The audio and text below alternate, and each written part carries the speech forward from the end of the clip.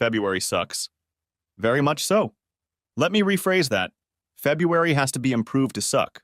It always does, unless you're one of those lucky enough to live where winter doesn't happen. Every February sucks, but this particular February seems to top all others. I was thinking about it, sitting on the balcony of my apartment, sipping coffee and smoking a cigarette. It's a nasty habit, I know, and I gave it up a long time ago when money was tight. But money isn't much of a problem now, and to tell you the truth, I don't really care anymore. But I don't smoke around my children. I don't want them to adopt my bad habits, and I don't want to expose them to secondhand smoke. But this weekend they will be with their grandparents, so I have some free time to sit and think. The worst February ever started with 2 weeks where we literally saw no sunshine. Gray skies, temperatures around 20 degrees and several inches of snow. Everyone looked forward to Valentine's Day as if it held the hope of salvation.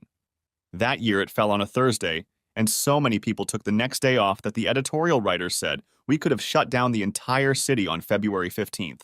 My wife Linda and I had big plans for Valentine's Day, just like everyone else. Like everyone else, we woke up to 2 inches of new snow falling rapidly. By mid-afternoon, we were both sent home from work while we could still get somewhere. The entire city was closed. By the time we needed to get dressed for a night out on the town, all the roads were closed to non-essential traffic, and we changed into cozy sweaters. The great Valentine's Day date, movie dinner and dance that was supposed to make up for the previous 2 weeks of unspent atrocity consisted of frozen pizza and Frozen with the kids. The only dance we did that night was Emma and Timmy, ages 6 and 4 respectively, dancing in their bedrooms to the protests of, "You know there's no school tomorrow." When the kids were asleep, I held out the wine glass to Linda, sighing as I did so. "I'm sorry, honey," I said. "It wasn't supposed to turn out this way." "It's all right, Jim. It wasn't your fault, and it was fun to anticipate what you had planned for us. Plus, for that matter, I got a new evening gown," she said in response. "Which I haven't seen yet," I told her. "You know the rule. You don't see it until you take me outside in it," she said, raising her eyebrows. I stared at her, trying to imagine what she bought and how she would look in it. Everything she wears not only looks great on her, but it reflects who she is. She started sewing her own clothes in middle school and still does from time to time.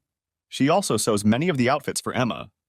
Anyone lucky enough to see her dressed up would think she was the most attractive woman in the room, but couldn't understand why, because there were more beautiful women there. I looked at the diamond ring I'd put on her finger almost 10 years ago, and it sparkled in the firelight. "Thank you for saying yes, Linda. I love you." I raised my glass. "To us. I love you too." "Here's to us," she replied with a smile. We sat in silence for a while. "Linda, I'm sorry I've been acting like a bear these past few days," I said. "You and the kids haven't done anything, and you deserve better from me.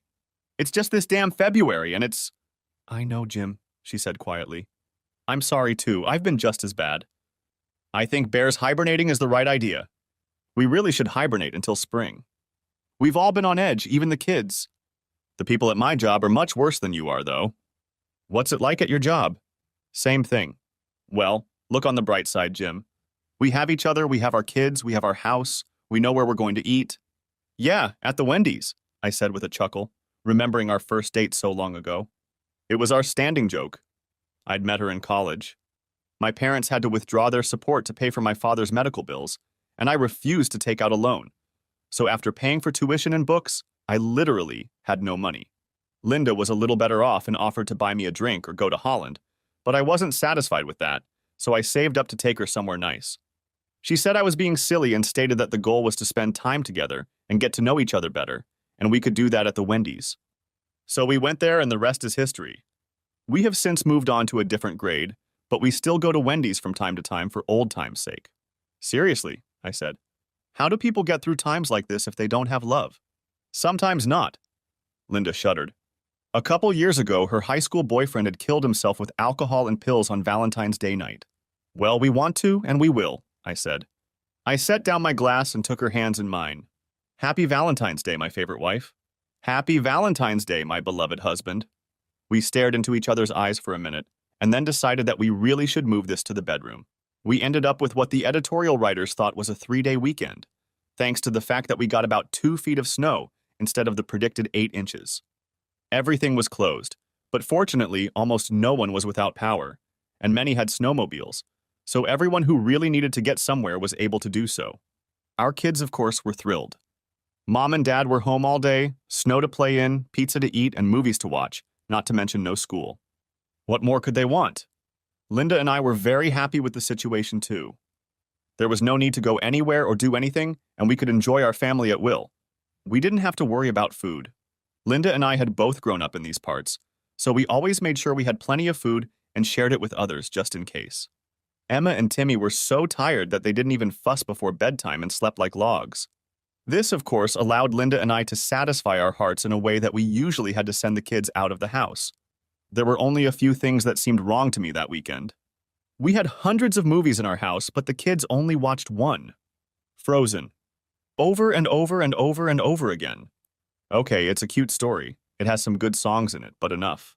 And Linda still couldn't model a dress for me and wouldn't even let me look at it. Taking me outside means going out, not in, she said, smiling coquettishly. What if I promise to rid you of it?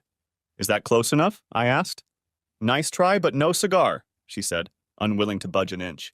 The real world returned early Sunday evening as the plows drove through our neighborhood. School and work were due on Monday, and we all sighed as we packed up. Just before bedtime, Emma and Timmy came into the living room, freshly washed and in their nightclothes.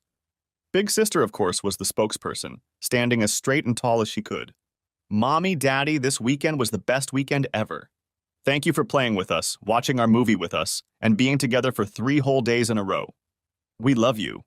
With those words, Daddy's girl climbed into my lap, and Mommy's boy climbed into Linda's. After hugging us with the cutest baby hugs in the world, they switched parents and did it again. I looked at Linda, and her eyes were as moist as mine. We love you too, I managed to murmur. We're so glad you're our children. That night, Linda and I made love until we felt like we were merged into one being. In the morning, we couldn't wipe the smiles off our faces, and neither could the children. In February, however, the harshness of everyday life returned, and the 3-day weekend became just a memory. Linda and I were just sprawled out on top of each other on the living room couch after finally putting Emma and Timmy down for the night when her phone rang. I groaned and said something, but I don't remember what it was. It's Dee, I have to buy it, she said. We had a loose circle of 5 couples that we would occasionally meet or go on dates with. We all met as married couples, so there were no awkward when you were single moments. We all had the same ideas about fidelity, that is, you just did it. It just wasn't negotiable. At least that's what I thought at the time. That way, when we went out, we could dance with each other's spouses if we wanted variety, and be assured of our safety. The closest we got was with Dee and her husband Dave. She and Linda were pretty much best friends forever. Answering the phone, Linda made a "I'll be brief" gesture. I could see Linda getting more and more excited as she talked to Dee. She was glowing when she finished talking and fell into my lap. So what was it? I asked. My face reflected her smile. Well, my dear husband, she said with a smirk, I know you think this awful February has gone on long enough. That's for sure, I said, reaching for my glass of wine. Linda grabbed my wrist to stop me and placed my hand firmly on her slender waist. Well, we're here lamenting that not only is this the worst February in the history of mankind, but we have to put up with an extra day, she said. Something didn't fit with the smile on her face, and I told her so. That's because Dee came up with a great idea, she said. The extra day of horror falls on Friday. What if we all get together, get a babysitter for the kids, have a nice dinner, then dance at a nice club, and then get a hotel room for the night? That way we can have a bit of a romp and not worry about getting home and end this horrible month right. I liked the idea, but I had a couple questions. What about getting from the club back to the hotel? Won't we have to drive? I asked. Beat me up if you want, but I'm almost always the one to ask what could go wrong with the plan. That's the best part, Jim, she said excitedly. You know the Madisons downtown? We used to have lunch there, remember? There's a dance club on the next block that Dave's coworkers go to. There's a live band there Friday night, and if you dine at the Madison, there's no cover charge. Phil and Jane have already asked Mrs. Porter to take their kids for the night, and they say she doesn't mind ours either. I need to think about that, I said, feigning brain activity. I wasn't really thinking, but I knew that if I acted like something was bothering me, she'd find a way to convince me. Instead, she grabbed a couch cushion and hit me over the head with it. Oh. Okay, I've already thought of that. Let's do it. But there's one condition, I told her. What is it? Linda looked at me suspiciously. I took her pretty face in my hands and looked into her blue eyes. You're wearing the dress you bought for Valentine's Day that I still haven't seen, I said. As you wish, my lord, she said with a smile. Your wish is my command. It was blue. The dress, I mean. Don't ask me to describe what color it was because I can't. All I can say is that it made her blue eyes look like they were glowing in the dark. It had long sleeves and a high neck, and the skirt came down below her knees, but it wasn't her grandmother's dress at all. The bottom of her skirt was flared and rippled enough when she walked to attract attention. When she danced, it was flirtatious in its own right. The smooth fabric made you want to run your hands over it, hiding and showing off the female form. Linda smiled as she slowly made her way down the stairs to where I waited for her, stunned and looking around. "Dear Jim," she said softly. She covered my mouth, running her finger gently down my chin. I swallowed, but I still couldn't speak. It's still the same me, the same old me as always. "You don't need to flatter me, though I admit I love it when you do," she said. "You don't realize. You don't know how amazing you look." "You," the words failed me. I took her slender hands in mine, leaned down and kissed them. Looking up, I saw that her eyes were shiny and moist, and a slight tremor flickered in her smile. I nodded. She understood. The 10 of us met at a restaurant. It was crowded on a Friday night, but we had reserved a table large enough for all 10 of us to eat together. We laughed, talked, and enjoyed a great meal, enjoying each other's company and savoring the fact that February was finally over. Linda was the most attractive woman in the room, and I must have told her that half a dozen times. I touched her arm, shoulder, or hand as often as I could find a reasonable excuse. She reciprocated and smiled as she looked into my eyes. This night was going to be unforgettable. We checked into our rooms and then headed to the club. Neither Linda nor I tolerate alcohol very well, so I usually designate a driver. I was glad I wouldn't have to do that tonight. Not that I minded. The safety of my friends was important to me, but I was looking forward to leaving Linda to herself as soon as possible. She seemed to be thinking the same thing. She left for a few minutes alone in our room, and when she returned, her beguiling, "I'm going to turn you on like this," smile was playing across her face. "We won't have to stay at the club for long, will we?" she whispered as we walked along. I knew how much Linda liked dancing with our friends, so she could very well have said, "I wouldn't want to wait too long before we were alone together, preferably naked." I grinned back at her. "It's up to you, baby," I said. She smacked me lightly on the top of my arm, then wrapped her arms around it and hung back. We made reservations at the club for 10 people, and good thing we did. Seems like a lot of other people were busy forgetting about February, but they weren't too busy to notice the 5 women in our group. "You're getting a lot of attention, baby," I whispered. "You are, as always, the most attractive woman in the room." "Oh, you." She looked up at me. "You know flattery will get you everywhere. Neither Linda nor I are great dancers, but we're not disgraced either. We just don't care. We're here to enjoy each other, not to entertain everyone else." So I danced with the love of my life, taking occasional breaks for hot wings and a drink. I stepped away to replenish the wings. When I returned, Dave was asking Linda to dance. I heard her answer, "I'd love to, Dave, and another time, but I want to make tonight special for Jim and me." "Tonight I'm going to dance with just him," she said. Was I proud? Happy? You better believe it. I spread my wings and whispered in Linda's ear. "So, is it time to leave already?" I asked. "Right after you brought a fresh plate of wings? What are you thinking?" "We're both going to need energy for what I have planned," I said, raising an eyebrow. She looked at me again and took my hand under the table. After a few minutes, the group took a break. In the relative silence, we heard loud laughter from another table and turned to look. "Hey, isn't that Mark Lavaliere?" asked Phil, craning his neck to examine me. "Yes, yes," squeaked Dee excitedly. Mark Lavaliere was the head quarterback for the Sharks, our town's professional soccer team. Unlike many of the other players on the team, he lived here year-round. He had a reputation as a genuinely nice guy, and was as well known for his social activities as he was for his exploits on the field. Mark became the main topic of conversation around our table as the guys talked about his soccer exploits and the women praised his good deeds and good character. "It doesn't hurt that he's handsome either," Dee added. Linda and I knew who he was, but at that moment we weren't interested in anything but each other. We let the conversation overwhelm us, holding hands under the table. "Hey, you two, get a room," said Dee. Linda and I looked at each other. We hadn't even kissed. Well, not really kissing anyway. The fact that I was feeding her wings didn't count. Besides, we'd already gotten a room. What saved us from further awkwardness was when the band started playing again.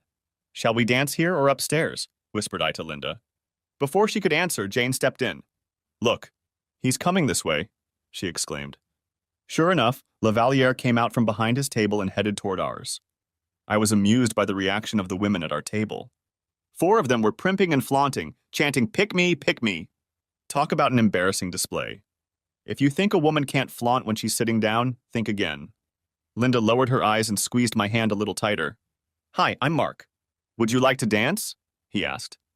He stood behind Linda's left shoulder and held out his hand to her. I felt her sigh and dropped my hand like a hot potato. I watched, stunned, as she turned her back to me without a word, held out her right hand to Mark, and rose gracefully from the chair without even dignifying me with a glance. I noticed that her hand had practically disappeared into his huge paw. I also noticed the look of delight on her face. At that moment, I simply ceased to exist in her mind. "Hey man, now my feelings are hurt. I thought she was just dancing with you tonight," Dave said, chiding me. "Yeah, that's what I thought too," I muttered. "Relax, Jim. It's just a dance," Jane said, trying to reassure me. I tried to believe her, but I had a bad feeling about it. The band played a couple quick songs, and our entire table watched them dance. So did everyone else in the room. Mark was good, much better than I was, and Linda was clearly enjoying herself. Her partner and dress matched to show her off to perfection. "Don't they look great together?" "Come on, Jim, let's join them," Dee invited, clearly trying to distract me. "Thanks, but no thanks," I said sharply. The next song was slow. I watched Linda melt into his arms, fitting in perfectly as if she belonged there. He was good at it too. He must have practiced a lot, I thought to myself. Mark whispered something to Linda. She smiled sweetly back. He wasn't doing anything I could reasonably object to. He didn't dance any closer to her than I danced with Dee or Jane, and his hands stayed out of the way. Another slow song, this time a ballad. I saw the bandleader taking his cues, watching my wife and her new partner. Mark was smiling as he held her in his arms. He was clearly pleased with what was happening. I had seen enough and was determined to put an end to it. I rose from the chair and felt Jane's hand on my arm. "Hold on, Jim. Give her this." "Don't spoil her mood," she said. I released my hand and looked at Linda's face. She clearly wanted to be exactly where she was and nowhere else. She didn't want me to interfere. In fact, I was nowhere present in her thoughts, and that was obvious. I sank back into my chair, heartbroken. Finally, the song ended. Mark nodded to the bandleader who started a faster song. He and Linda left the dance floor, smiling at each other but not touching, not even holding hands. Linda gave him one last beaming smile, turning to our table, and Mark to his own. The difference between a woman's best smile and her second best smile is small. If you don't know a woman well, you probably won't notice her at all. As Linda approached our table and our gazes met, her best smile was replaced by her second best smile. At that moment, I realized we had a problem. "I keep telling you that you're the most attractive woman here," I whispered in her ear as I sat her down. I reached for her hand and took it in both of mine. "Maybe it's time to head to our room for the next dance?" For a moment, I could have sworn Linda was scared. Her eyes widened, and I felt her hand tremble. She recovered quickly and looked away from me across the table. "Sorry, everyone, I just need to go to the bathroom." "Linda, will you come with me?" asked Dee. Her voice could be heard far beyond our table. I was too busy wondering why she needed to let the whole room know. Linda looked at me apologetically. "I'm sorry, Jim. I could use a refresher too," she said with a note of sadness in her voice. She got up and left without answering my question. Of course, the conversation immediately turned to why no woman walking with the group could go to the bathroom alone.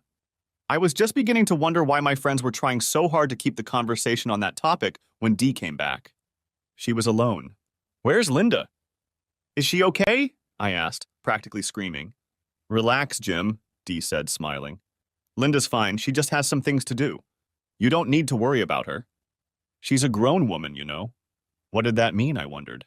Indeed, I was worried about Linda, but she was worried about me just the same.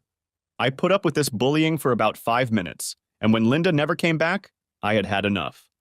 I got up and headed for the bar, bringing an empty plate with me as an excuse, and approached one of the female bartenders. "Excuse me, but my wife went to the bathroom about 15 minutes ago and still hasn't come out," I said. "She never stays that long. Could you go or send someone to make sure she's okay?" The bartender threw me a questioning look. The plate in my hand gave me an idea. The wings are great and she loves spicy food, but every now and then she has a reaction. Really, I just want to know she's okay. Her name is Linda. "Here, let me show you a picture of her," I said. I set my plate down and typed Linda's picture into my phone. The bartender was about to give me a sympathetic look when a voice sounded at my elbow. "She's fine, you don't have to check." Dee said in an almost apologetic tone. She turned to the bartender. It's fine. I'll take care of it, she said, placing a $5 bill on the counter. I wondered why the bartender looked at me sympathetically as she tucked the bill into her pocket. What? Why did she go in there with you? Because you asked her to? I was completely confused. Jim, she's not in the restroom. She left the club, Dee said. I felt like I'd just been punched in the stomach. Gone? Without me? Why? What's the matter? Why didn't she tell me? Where did she go? Is she okay? I asked. I still didn't understand. Let's go to the end of the bar where we can get some privacy, Dee said. I just went where Dee dragged me. It was quieter in the dark corner at the end of the bar. She looked me in the eyes. Jim, Linda loves you. She loves you and the kids more than anything in the world, and she always will, and you know it. But she's going to spend tonight with Mark, she said. I stood there with my mouth open, staring at the stupidity, as if my whole world had ended. Pictures, or what was left of it, swirled frantically in my head. Linda at the top of the stairs in her beautiful blue dress. Linda at dinner. Linda at the club. Linda as we fed each other wings. Linda in asshole's arms. My Linda. The mother of our children. The love of my life. My anger was growing. So, on what should have been a special night for us, she dumps me for some asshole jock, I growled, looking at Dee. Jim, she hasn't left you. She's coming to your house tomorrow, and you'll have many more special nights together, she said. What is this woman smoking, I wondered. She didn't even have the guts to tell me to my face that she was leaving me. She just slipped out the back door like a snake, I said. And you helped her. Jim, listen to me. She didn't leave you, Dee began. Well, if she hasn't left me, then where the hell is she? She's definitely not with me now, is she? I spoke louder and louder, and I didn't care who heard me. Please calm down, people are looking at you. Look, I know you're hurting, but it's just today. Linda knows, we all know, that you are the only man for her and always will be. You're a good guy, Dee said condescendingly. Yeah, and we all know where a good guy ends up, don't we? I said through clenched teeth. Jim, it's not like that. You're putting too much importance on it. It's just tonight, and tomorrow she'll come back to you and everything will be the same, she said. I snorted. If she really believes that shit, nothing will change no matter what I say anyway. You don't understand. There's no tomorrow. So tell me, friend, what was your role in all of this? You didn't really have to go to the bathroom, did you? My wife gave you the signal, right? She told you to stall me and stay out of the way so she and Zasrans could escape in time? Dee nodded her head in embarrassment. Yes, she asked me to do that because she didn't want you to embarrass yourself by making a scene while Mark is here. She also asked me to make sure you remember that she loves you and will always come home to you, she said. Yes, I'll remember how much she loves me tonight, and for a long time to come, I thought. I could feel my anger building and my face reddening. More like she didn't want me to embarrass her by leaving her husband to spend the night with a jerk jock, I said. I guess it didn't occur to you, girlfriend, to remind her that she has a husband and a marriage, and she could lose them over this? Dee looked me in the eye. No, it's not, Dee said, because I know she won't lose you over this. You're too good a man to let that happen. I told her how lucky she was. She was lucky because the man every woman in this room wanted her. But she's even luckier that she has a husband who loves her enough to get over her resentment and not make a bigger deal out of it than she should. You know she will be willing to do whatever it takes, and for as long as it takes to make it up to you. What if there's no way to make amends? I asked. What if there's no way to make it right? Jim, I know how much you love Linda and how much she loves you. This shouldn't be a big deal. It's just one night, a one-time experience compared to all the years and all the love you two have for each other. It's not a big deal unless you do it yourself. I know it will come home to you and I know you'll be okay in the end, she said. Dee spoke softly but firmly. All I had to do was not grab the stupid woman and shake her until her teeth gritted for talking such nonsense. She must be living in some alternate universe if she really thinks that way. So if asshole had chosen you like you wanted, you would have done the same? I asked her. I would, she threw her answer in my face. Does Dave know about this? I asked. No, and you don't have to because I don't think it will ever happen, she said softly. Maybe I should tell him, I said. Jim, please don't. Don't think like that. I know you're hurting, but this isn't helping. Please come back to the table. Let us be distracted for a while. It's not like you haven't danced a single dance with me all night, she said, smiling. I wanted to dance with my wife, but thanks to you, her and Zasrans, that's no longer an option, is it? I also wanted a night alone with her, But that's obviously not going to happen either, I said. I turned my back to her and walked back to our table. At my appearance, the conversation at the table stopped abruptly. The averted eyes spoke for themselves. All our so-called friends now knew that my wife and asshole were making a cuckold out of me at this very moment. I wanted to strangle them. I wanted to tear this place apart. I wanted to find asshole and kick him in the balls by the middle of next week. Jim, are you going to be okay? Asked Dave hesitantly, sitting Dee down. I wanted to tell him what Dee had said and ask him if he was going to be okay, but I couldn't bring myself to say the words. I guess I haven't stopped being a good guy yet. Oh yeah, I'm going to have to work on that. It depends on what you mean by good, I said. A few nervous giggles erupted. I mean, yeah, it was a shitty thing to do, but you'll get over it, right? You're not going to divorce Linda over it, are you? Asked Dave. I don't see why not, I replied coldly. There was a collective sigh at the table. Why are you all surprised? I asked. We all know how we feel about cheating. One and done. We figured that out a long time ago. But Jim, that's Mark Lavaliere, intervened Dee. So what? I don't care who entertains her. If it's not me, that's it, I said angrily. I looked at Dave. What would you say if Dee went out with asshole for the night? Would you be okay with that? He blushed for a moment, then looked at his wife, who was busy studying a stain on the floor. Jim, what about your children? We all know how much you love them and how much they need you. Think about them before you do anything, Jane said. Her kids were about the same age as mine and were best buddies. You mean my wife is thinking about them right now? I asked. Well, that's why you hired a nanny so you wouldn't have to think about your kids, Dee said. I thought she meant to say something funny, but it came out the way it was supposed to. Come on, Jim, it's just one night. She'll never have an opportunity like this again. You wouldn't divorce Linda over one night, she added. Why not? I stared at her. An awkward silence followed. Jim, try thinking about it from a different perspective. Maybe that will help, Jane said, trying to sound sympathetic. What if the Sports Illustrated cover model in a swimsuit was here tonight? Let's say she picked you out of everyone here to dance with you and then offered to spend the night with you. Can you honestly say you wouldn't have been tempted? Can you honestly say you would have turned her down? The pleading look in her warm brown eyes made her look like an affectionate puppy and usually got her what she wanted. But that wasn't going to happen. Not today. I stood up and looked at Jane. Yes, I might be tempted, but I'll say no, I said firmly. You see, I have a wife and I don't want to hurt her. At least until tonight, that's what I would have done. There was deafening silence again.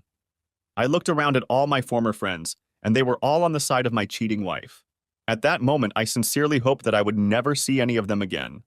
A rather large and muscular bouncer walked toward our table. You guys in some kind of trouble? He asked in a deep baritonal voice. Yes, there is, and a big one, I said. I pulled out a $20 bill and tossed it on the table. Don't worry, I'm leaving, I said, raising one hand. He nodded his head as I turned to the others. That'll pay my bill. You're all covering for the whore I came in with. You might as well pay her bill, too. I turned on my heel and walked out of the club. As I walked the block and a half to the hotel, my anger subsided a little. It was replaced by the deepest sadness I'd ever known. Linda and I were supposed to do this walk together, holding hands, discussing with our friends what they were going to do when they got to their rooms, and they in turn would discuss us. She was supposed to hold my hand like she used to, and press her face into the sleeve of my coat when the conversation got too explicit. Instead, I was alone. Alone, I rode the elevator, trying not to remember what Linda and I had done in the elevators of other hotels. Alone, I entered the room that was to be our suite. Alone, I faced the wreckage of our special night. Alone, I looked into the future, not knowing what might happen. I turned on the light and closed the door behind me. Suddenly, I felt unusually tired. I threw my winter coat on the floor and slouched toward the bedroom. There was a Godiva candy bar on each pillow. In the middle of the bed was underwear I'd never seen before. In my mind's eye, I could see her putting them on, with that combination of love and sensuality in her eyes that belonged only to her and was only mine until tonight. My wife, my lover, my best friend was taken from me by another man. He snatched her from me easily and casually, as if he had every right to do so. He didn't care what she meant to me. He just saw her as a beautiful plaything for the night. And she just let him. I didn't matter enough to her to cause the slightest resistance. It was as if she, too, thought he had a right to her that was more weighty than the one I had earned through nearly a decade of living as a faithful, loving husband. Yes, it was to be just one night. And the next morning, I figured. And what? What would he and that night leave in her heart, mind, and feelings? What could I do that could compare to the hero of the town, the handsome stud Marc Goat Lavaliere, let alone rival him? I stopped crying to wash my face and then gathered our things. I threw the underwear in the trash. They didn't mean anything to me anymore. I went downstairs and checked us out of the hotel. I didn't care how Linda came back. The desk clerk looked puzzled as I went through the checkout procedure. "Is everything all right with your room, sir?" she asked. "The room was beautiful," I said. "Is there anything we can do for you to make your stay here more comfortable?" She replied. "Yes," I thought. "Make asshole disappear into a black hole, never to be seen again. Turn back time and get my wife back." I just shook my head. "No, not really, but thanks for asking anyway," I said quietly. "We just had a sudden change of plans." The clerk looked at me sympathetically, as if she'd read my mind. "Have a nice evening, sir," she said before I left. "Yeah, that's right. Have a nice evening." I got into my car and somehow managed to make it home safely. Everything was churning inside of me, emotions fighting for control. Part of me was angrier than I'd ever been in my life. The other part was sad about the loss of my wife and my family. I walked into the starter house where we lived and noticed how quiet and empty it had become. I took my luggage into the bedroom and sat down, trying to make sense of what had happened. I looked at my phone, hoping to see a text message or something from Linda. I hoped she had come to her senses and changed her mind, but that didn't happen. I laid down on the bed, still in my clothes, and dozed off for a while. It was about 2 o'clock in the morning when I was awakened by the buzzer of my phone. Looking at it, I saw that I had received several text messages from an unfamiliar number. Could it be Linda? I pulled my phone out of my pocket and what I saw made me wince. There was a series of photos and short videos of them having fun. I wondered for a moment how he'd gotten my number, then decided that he must have gotten into Linda's phone while she was in the bathroom and then sent the pictures and video to me. I slammed my phone shut and then an idea hit me. Oh yeah, divorce was no big deal at this point. I was done with Linda now and forever. But the asshole would pay. I swore he would pay for ruining my happy life and my family. I went to my computer and copied the images and videos onto it. Then I wrote a letter to all of our so-called friends, the ones who let her do it, and covered for her when she went off with asshole. I attached the videos and pictures and sent the email with the subject line, "Happy now?" For the next few hours, I worked tirelessly moving all of her clothes and belongings into trash bags and stuffing them into the car. By the time I was done, she barely had enough room to sit and drive.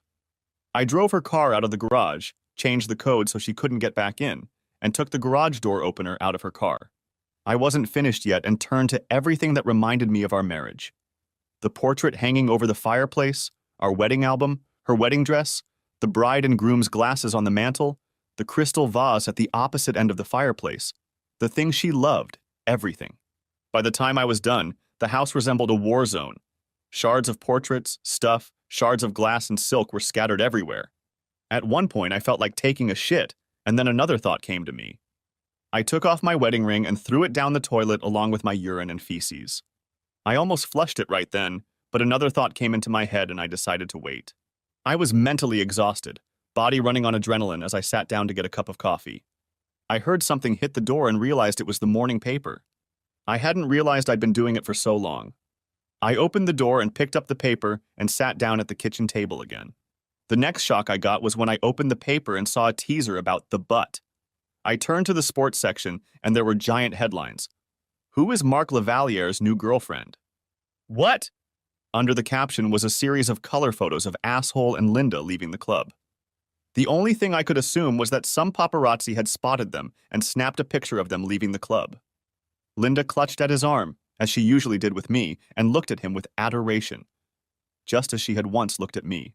One of the photos showed them kissing before she nonchalantly climbed into his Jaguar. My humiliation was complete. Now the whole damn town knows about it. I read the article, but it was full of generalizations and speculation. Apparently, no one had talked to any of them yet. I went to the newspaper's website, where I found an online version that had not only pictures, but video as well. I copied the link to the article and sent it to our supposed friends with the subject line, "Screw you all to hell."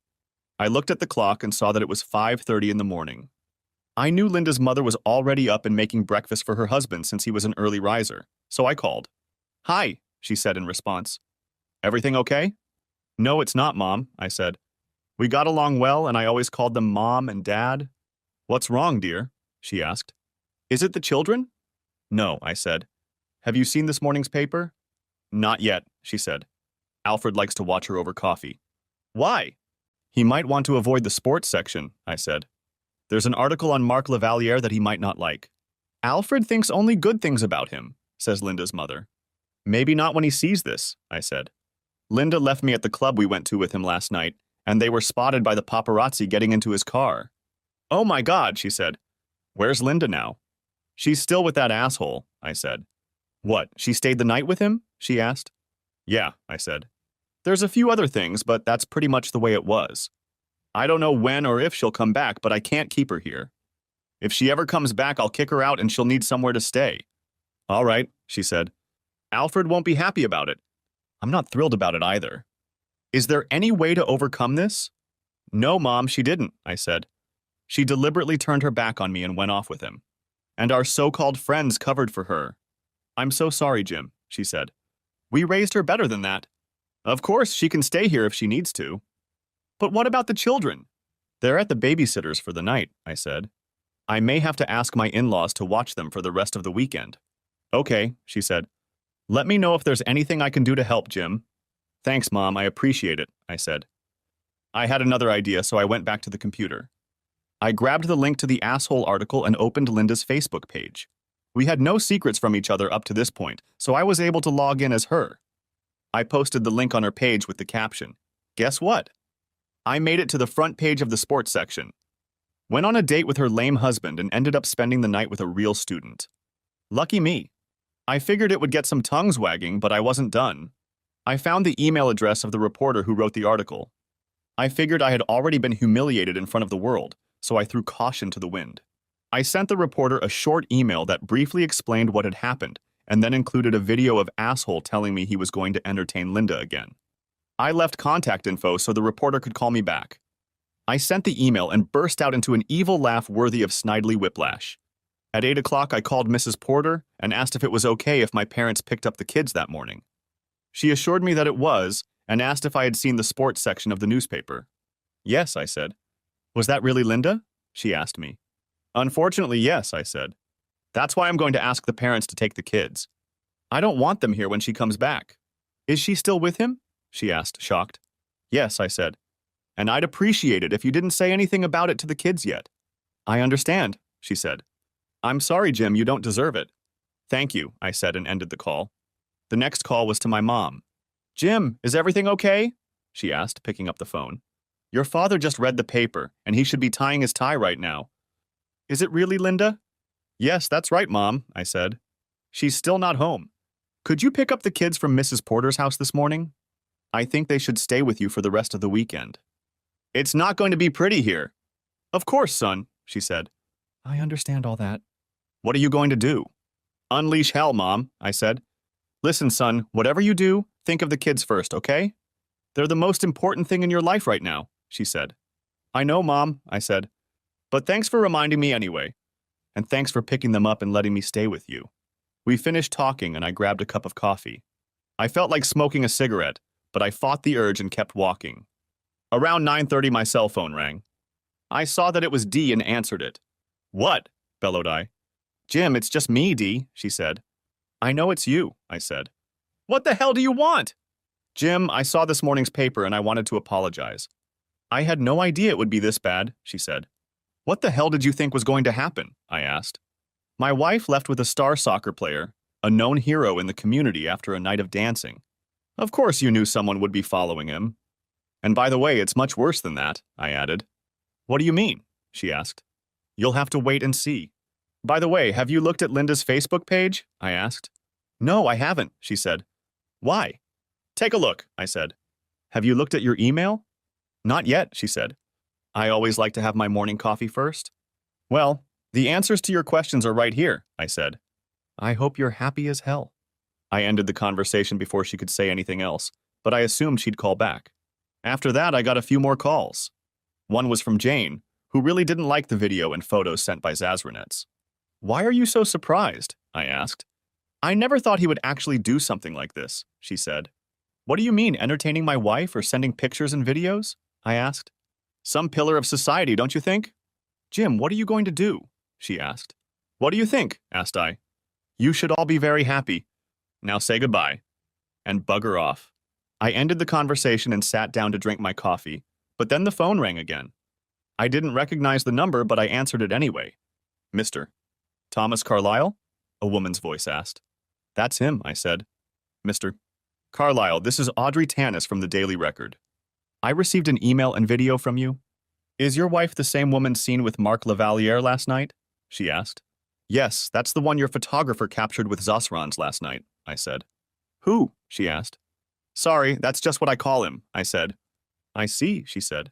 And you say the woman he is with is your wife? She asked. My soon-to-be ex-wife, I said. So you're getting divorced over this? She asked. Absolutely, I said. You said there were other videos and some pictures in your letter? She asked. Yeah, I said. Would you like to see it? I would, she said. If we use either one of them, we'll weed out all the bad stuff. Can we get together sometime and discuss this? If we can, I'd like to know your story.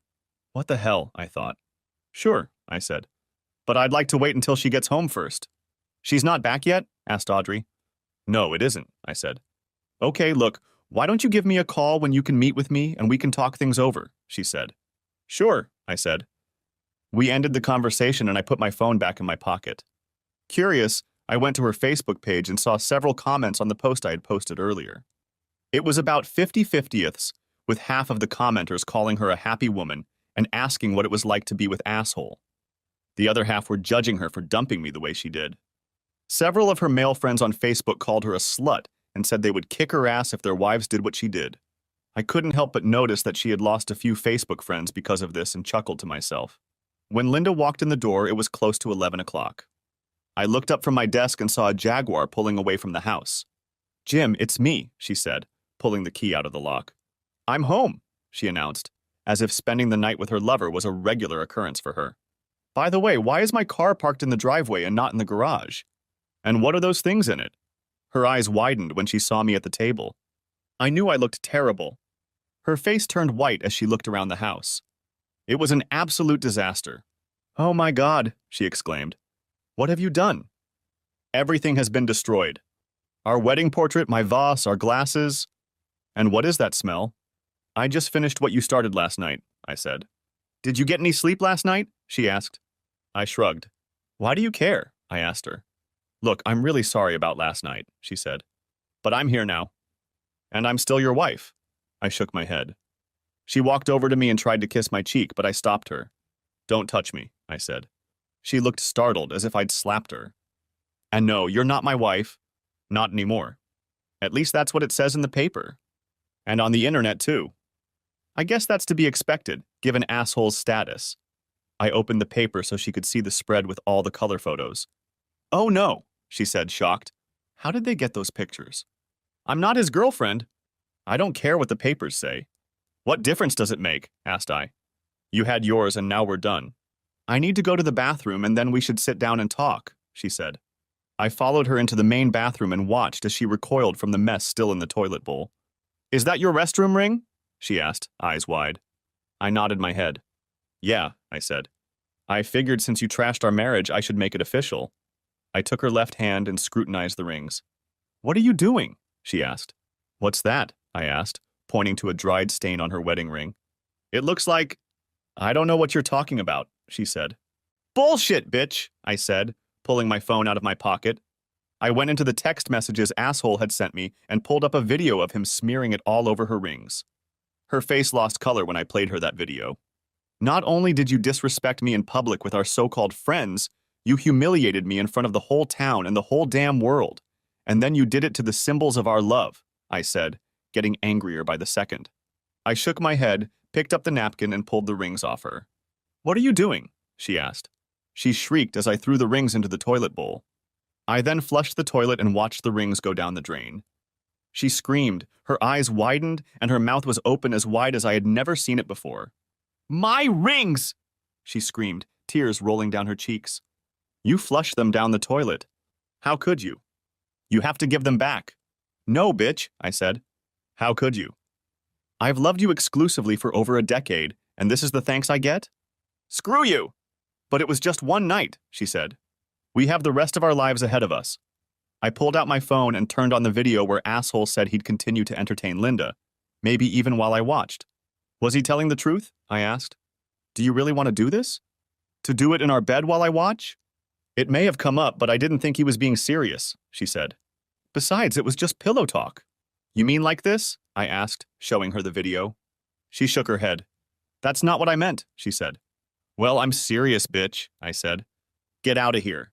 And let your lover know that if he takes one step inside this house, I will kill him where he stands, I said. Now get the hell out before I throw you out. But I live here too, she said. I shook my head. Not anymore, I said. I'm going to a lawyer on Monday to get a divorce. You don't live here anymore. Your junk is in the car, and your mother is waiting for you. From now on, you're dead to me. You understand? I don't want to see your face again as long as I live. Now get out. Get out! What about the children? She exclaimed. What about them? I asked. You didn't care about them or me when you left to be with asshole. That's not true. And please stop calling him that, she said. Screw you, I said. Oh, wait, he already did. Any man who can just walk up and take a woman without a second thought is just an asshole, in my opinion. He knew you were married, and you're not the first person he's done that to. You didn't even look at him when he took you, and now you're defending him against me. You got what you wanted. Now get out, bitch. Just get out of my sight. You make me sick. She jerked back, hot tears streaming down her face. Get the hell out. She jumped up when I yelled and ran down the stairs, wailing and crying. I followed her downstairs and grabbed her purse before she reached it. I pulled out her keys, removed her house key, put the keys back, and tossed her purse to her. Please don't do this, she wailed in the front room. I'll make it up to you. Just don't leave me like this. I'm begging you. I never meant to hurt you. I love you. I'd never seen so much anguish on a woman's face before, but at that moment, I just didn't care about her feelings. I pointed to the door. That's too bad, because now I hate you to the core. Now for the last time, get out, I said. Shivering and crying, she turned and walked out of the house. I watched her get into her car and drive away, wiping the tears from her face. Finished with the confrontation, I collapsed on the couch, completely exhausted, and fell asleep instantly. After waking up in the afternoon, I was able to go upstairs and take a hot shower. So much had happened in the last 24 hours. In that short period of time, I had gone from a happily married man with 2 wonderful children to... What exactly? I got dressed and looked at the time. I decided to call Audrey. It surprised me that she answered on the first ring. Audrey, this is Jim Carlisle, I said. Good afternoon, Mr. Carlisle, she said. You speak a little better. Well, I got some sleep, so I feel more rested. Is it too late to meet you this afternoon? I asked. Not at all, she said. A reporter's job never ends, you know. I grinned. Listen, it's getting close to dinner time. Would you mind meeting me somewhere? Maybe someplace quiet where we can talk? Not at all, I said. What seems good to you? Well, there's a new restaurant by the mall called Sherry's. Would that work? I've been there and it's pretty quiet. We can talk without interference, she said. Yeah, I know the place, I said. I'll meet you there. We finished talking, and I made another call, to my mother. I wanted to talk to the kids to make sure they were okay. They were busy watching Frozen, again, but interrupted the movie to talk. Where's Mom? Asked Emma. She's staying with her mother for now, I said. Why doesn't she stay home with you? She asked. We're working out some issues, I said. That's okay? I'm sure you'll see her soon. Listen, I need to meet someone, but I'll call you later, okay? Okay, Daddy, she said. Bye. My heart was breaking. Linda and asshole had not only ruined my marriage, they had ruined my children's lives, and for that I would never forgive them. Sighing, I left the house and drove to Sherry's. When I got there, I was escorted to a table in the corner where a young, pretty brunette was sitting with an open laptop. She looked up as I approached, stood up, and introduced herself. We each placed our order, and the waitress stepped away from the table. Mr. Carlisle, she said. Nice to meet you. It's a pleasure to meet you, Miss Tanis, I said. Please call me Jim. Thank you, she said. And please call me Audrey. I want to start by apologizing to you. Apologizing? I asked. For what? Well, those are my pictures in the morning paper, she said. Did you take them? I asked. She nodded her head. I was at a club last night with my girlfriends, she said. Girls' night out. We were just blowing off steam, and I happened to notice Mark Lavaliere. I saw him walk over to your table and go back to the dance floor with that woman. From the way they were acting, it didn't occur to me that she might be married. When they left the club, I followed them outside and took some pictures and video. The pictures you saw in the paper don't compare to what I captured. Oh my God, I said. I have the whole tape and I can give you a copy if you want, she said. I filmed it with my camera, so it's okay. Would you like to see it? Why not, I said. She handed me the tablet and turned on the video. I saw Linda and Asshole walk into the parking lot, their hands intertwined like Linda and I usually did.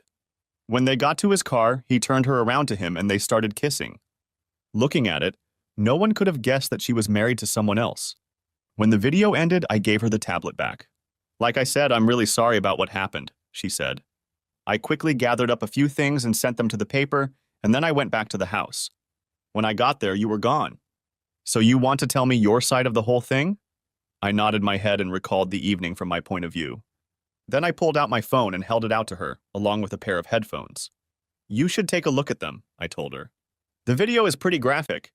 I'm a big girl now, she said, putting headphones in her ears. While she was doing this, food was brought to us. As I ate, I watched her reaction. At first, she didn't react in any way, but as the video went on, her face changed. When she finished, she handed me back my phone. Well, I asked. It confirms some of the things I've heard, she said. Mostly it's just locker room talk, bragging and stuff like that.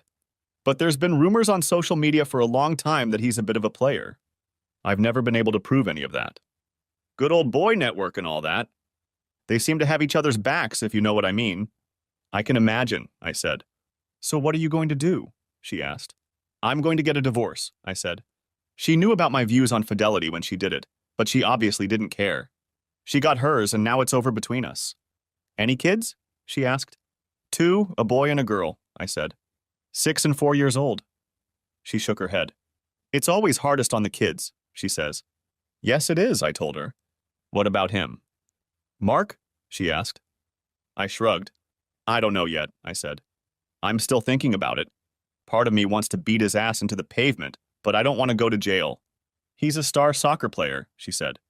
No offense, but I don't think you'd get very far if you tried. I chuckled. What's so funny? She asked. Let's just say this isn't the first time someone's underestimated me, I said. Size isn't everything, you know. What does that mean? She asked. My dad used to tell me that it's not the size of the dog in the fight that matters. It's the size of the dog in the fight that matters, I said. She nodded her head. I see, she said. So you want to cause trouble? No, I said. I have 2 kids to think about, but I'm not going to just pick up and play dead. Have you talked to a lawyer yet? She asked. I didn't have time, and besides, this all just happened last night, I said. She pulled a card out of her purse and held it out to me. A good friend of mine is a family law attorney, she said. She hates crooks passionately and isn't too fond of Lavalier.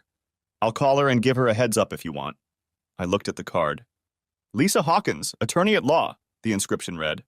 Sure, thanks, I said. I don't mean to show a gift horse in your mouth, but I have to ask, why are you helping me so much? It's a fair question, she said. Being a reporter, I can smell a good story. I'd like to be the one to tell yours if you don't mind. Besides, I like it when guys like Lavalier get what they deserve. So it's something personal to you? I asked. A little, she said. So what do you want from me? I asked. An exclusive? Something like that, she said. What exactly does that mean? I asked her. It means you're letting me tell my side of the story, letting us control the flow of information, she said. We? I asked. Yes, she said. Lisa and I. And what do I get out of it? I asked her. For starters, a defense against people like me who would want to know your story, she said. I know how people like Lavalier work. This story is blowing up in my face. I'm sure he and his people are already working on turning it around so that you end up looking bad. That's what they're doing. Trust me, if you go half court, they will chew you up and spit you out so fast before you know it. And don't expect the national sports media to give you a break. Trust me, they're just as vicious as anyone else in the news business. You're going to need someone who knows how to deal with sharks, and they'll come after you as soon as they spot it. So what do? I asked. Have you thought about making a case against Lavalier? She asked. Yes, I've thought about that, I said. I've thought about a lot of other things too. All right, she said. Let me take a little time and see what they're going to do. I'd like to publish a short note in tomorrow's paper that you're considering legal action for the destruction of your marriage and your family. Would that be okay with you? I pondered her question for a moment before answering. I knew she was right, and I also knew that it wouldn't be long before Linda's identity would become public. Perhaps it would be best if I was out in the open before they had a chance to humiliate me further. Okay, I said, but we'll work on it together. And I'll have veto power if I think it will hurt the kids. Agreed, she said. I'll make some calls and we'll get into action. By the way, you should know that the local news stations will be covering this tonight. I've already been contacted by several of them.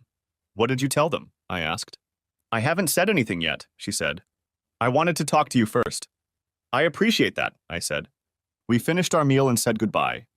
I hoped I was doing the right thing. Looking at the time, I decided to go over to the kids' house and talk to the parents about the whole mess. Checking my phone, I saw that there were no calls or messages from Linda. I got to my parents' house and went inside. My children ran up to me and I hugged them tightly and kissed them. Where's Mom? Emma asked. She's with her parents, I said. Why? Asked Emma. She has some things to take care of, I said, not wanting to give away too much and too soon. My folks came into the room and we cuddled for a bit before sitting down. Are you okay, son? My father asked. I shook my head. Not really, Dad, I said. I'm better than I was, but it's still hard. I understand, he said.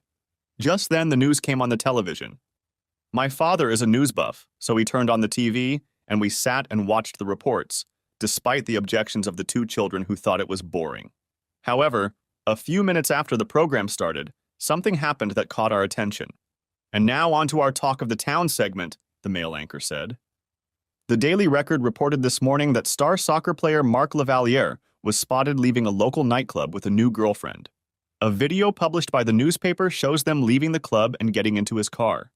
The scene switched to a short video that had been posted online earlier that day. Linda and Asshole were clearly seen walking hand in hand, and she was easily recognizable as she turned around to kiss him. Daddy, why is Mommy kissing that man? Asked Emma, shocked. Is he her boyfriend? Just watch the news, Emma, I told her. Timmy didn't understand everything his sister was saying, but it was clear he wasn't happy. The anchor continued. We spoke with Audrey Tanis, the reporter who broke the story, and she told us that the woman, who happens to be married, has been identified. Tanis said her husband did not authorize the release of her name. We reached out to Lavaliere and Sharks management but received no comment. According to Tanis, more information will be forthcoming, possibly as early as tomorrow, he said. Dad turned off the TV and Mom hurried into the bedroom where the kids were sleeping. Come on, kids, she said, ushering them into the other room. Dad turned to me. What are you going to do, son? He asked.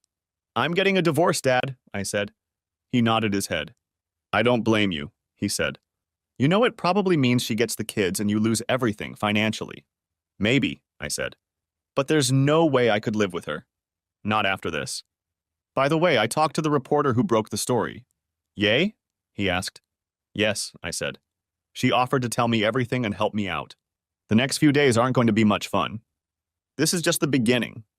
When this all hits the media, it's going to be a circus. By this time, my mom had returned and sat down next to us. The kids can stay here for a while if they need to, she said. At least this way they won't be bothered by a bunch of nosy reporters. Your mom's right, son, Dad said. They can stay here as long as they need to. I thought for a moment before I answered. You're right, I said. Thank you. I'll get some more of their stuff tomorrow. If you need anything else, let me know. Linda will want to see them, Mom said.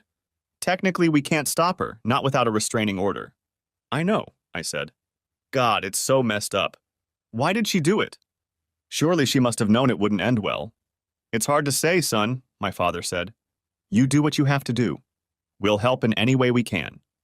Just don't do anything stupid. Thanks, Dad, I said. We hugged and I went to the kids. Little Emma came up to me with tears in her eyes. Are you going to get a divorce? She asked. I couldn't lie to her and pretend everything was going to be okay. I guess so, honey, I said. But remember, no matter what happens, we all love you very, very much. I hugged her and she cried on my shoulder. Damn you, Linda, I thought. Damn you, bastard. After spending some time with the kids, I went back to the front room. I have to go, I said. I need to clean the house a little. My mom came out with a dish of lasagna. Take this with you, she said. You need to keep your strength up. Thanks, Mom, I said, taking the dish. I love lasagna, and Mom's lasagna was the best lasagna I had ever eaten. We said our goodbyes and I headed home. When I got home, I put the lasagna in the fridge, then checked Linda's Facebook page and saw that the post was still hanging. By this point, it had been viewed by over 500,000 people and several comments had been left. Most of them were negative, with the kindest ones calling her a whore. I also noticed that she had lost almost 3/4 of her friends. I smiled to myself and shut down the computer. I had cleaned up after the night's rampage and was getting ready to heat up the lasagna my mom had given me when I heard the doorbell ring. Shit, I thought. I went to the door and looked through the peephole. It was Dee and Dave. What the hell did they want? I opened the door slightly. What the hell do you want? Growled I. They both jumped back in shock. Can we talk, Jim? Asked Dee. Please? Why? I asked. Because we're friends and we're worried about you, she said. I snorted. Friends? I asked. With friends like you, who the hell needs enemies? Please, Jim, can we come in and talk for just a minute? Pleaded Dee. I thought for a moment, then decided to let them come in. They looked around, shocked. All of Linda's things were gone, but what was left of the destroyed wedding portrait still hung over the fireplace. So, what do you want? I asked, pouring myself a cup of coffee. I didn't offer them anything, and I could tell they noticed that. However, they didn't say anything. Jim, first of all, we want to apologize for last night, Dee said. I saw the video you emailed us and read the report. We didn't know it was going to be that bad, and we just wanted to apologize. You didn't know, did you? I asked mockingly. But you knew she was married last night when you practically pushed her into his bed, didn't you? Yes, it is, Dee said. What's more, Linda knew she was married when she left with him, I added. The simple truth is that neither of you cared. Not even Linda. You all knew she was married, but none of you even thought enough of me to try and stop her. You couldn't put it between her legs fast enough. You couldn't? They looked at each other in shame. All that shit about one and done doesn't mean shit, right? I asked. Probably not, Dee stammered. You know, Linda's really upset right now. We're really worried about her. All she does is lay on her mom's bed and cry. I'm afraid she's about to have a nervous breakdown. I walked over to the bookcase and pulled a thick dictionary from the shelf. I tossed it onto the coffee table. The noise it made as it fell made them both jump. You want sympathy? I asked. I nodded my head toward the dictionary. Look between shit and syphilis and you'll find it there. You won't get it from me, and neither will she. They looked at me, shocked. My God, that really destroyed you, didn't it? Asked Dave. You don't understand shit, I said. I'm just about as close to tipping my hat at someone right now, I said, holding my thumb and index finger 1/32 inch apart. Other than the fact that I don't own a gun, the only reason I haven't is because someone has to think about the kids. God knows neither you nor Linda thought about that last night. So it's true that you flushed your rings down the toilet and told her she was dead to you, Dee said. I nodded my head. Yeah, I said. She messed up our marriage and I just finished what she started. And what are you going to do now? Asked Dave. There should be no doubt about that, I said. Thanks to all of you, I've been humiliated in front of the whole damn world. This article has already gone viral and has racked up at least 1 million views. Anyone who knows Linda can clearly see that it's her. So I have no choice. I have to divorce her nasty ass. I looked at Dee. And you'll be named too, I added. Me? Asked Dee. Why? Because for all practical purposes, you helped her destroy our family, I said. That's the same as being an accessory to a crime. You could have stopped her, but you consciously chose not to, and then you tried to justify what you did to me. By the way, have you told your husband about what you told me yet? Dave looked at her, frowning his eyebrows. What did you say to him? He asked. She looked down at the floor, her face flushed. He looked at me before he spoke. What did she say to you? She told me that if Asshole had approached her instead of Linda, she would have gladly done the same thing Linda did. And was very proud of it, I said. Angry, he turned to her. Is that so? He asked. We'll discuss it when we get home. She looked at me angrily. I asked you not to tell him, she said. I shrugged. That's too bad, I said. I think your husband deserves to know what kind of woman he's married to, don't you? So that's it then? She asked. Quite, I said. They got up to leave, but Dee made one last attempt on Linda's behalf. I understand if you don't want to be friends with us anymore, she said. But can't you find it in your heart to forgive Linda just this once? She really loves you, doesn't she? I shook my head. Are you really that fat, Dee? I asked. No, I can't forgive her. And I never will. She destroyed me with her betrayal. And you helped her. I can never look at you the same way again. She nodded her head and looked depressed. Okay, she said quietly. If anything, I'm sorry. I said nothing, nodding my head. Yeah, I thought she's sorry. Dave held out his hand, then thought for a moment and yanked it away. I'm sorry too, he said. We're all sorry. I guess I'll see you later. I hummed in response, not wanting to say anything to my former friends. I watched them walk away, Dee wiping the tears from her face. I closed the door, locked it, and went into the kitchen to get dinner. After that, I laid down on the bed in exhaustion. I fell fast asleep. The next day I got up, did my morning ritual, and grabbed a newspaper from the porch before making coffee. I looked at the large cast-iron skillet Linda had on the stove and considered making scrambled eggs and bacon, but changed my mind. After devouring a bowl of cereal and a slice of toast, I opened the newspaper and turned to the sports section.